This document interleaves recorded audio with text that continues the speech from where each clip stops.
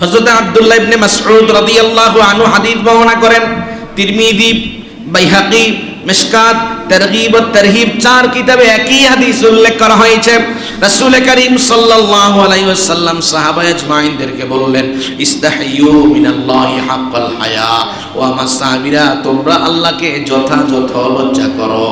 সাহাবায়ে কেরাম বললেন, ইয়া রাসূলুল্লাহ, ইয়া নবী আল্লাহ, ইন্না লানাস্তাহি, আমরা তো আল্লাহকে লজ্জা করি। নবী করিম সাল্লাল্লাহু আলাইহি সাল্লাম সাহাবীদেরকে বললেন, লাইসা যালিকা, ও আমার সাহাবীরা আমি বিষয়টা এমন করে বলিনি, বিষয়টা এমন করে বলিনি। নবীজি এবার ব্যাখ্যা দিলেন, ওয়ালাকিম মিনাল ইসতিহিয়া মিনাল্লাহি হাক্কাল হায়া, আল্লাহকে যথাযথ লজ্জা করার অর্থ হলো ফালিয়াহফাযির রাসা ওয়া মা ওয়া, তোমার এই মাথা এবং মাথার মাঝে যত অঙ্গ প্রত্যঙ্গগুলো আছে সবগুলা জিনিসকে তুমি হেফাজত করবে।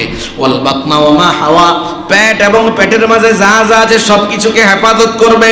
ওয়ালিয়াযকুরিল মাউতা ওয়াল বিলা, তুমি একদিন মারা যাবে, কবরে যখন তোমাকে রেখে দেওয়া হবে তোমার এই মাটির শরীর মাটির মাঝে মিশে যাবে, সাপ বিচ্ছু পোকামাকড় তোমার শরীরকে খেয়ে ফেলবে, ওই দিনের কথা তুমি বেশি বেশি স্মরণ করবে। ওমান আরাদাল আখিরাহ তারাকা জিনাতাদ দুনিয়া, যে ব্যক্তি আখিরাত কামনা করে সে যেন দুনিয়ার চাকচিক্যকে পরিহার করে।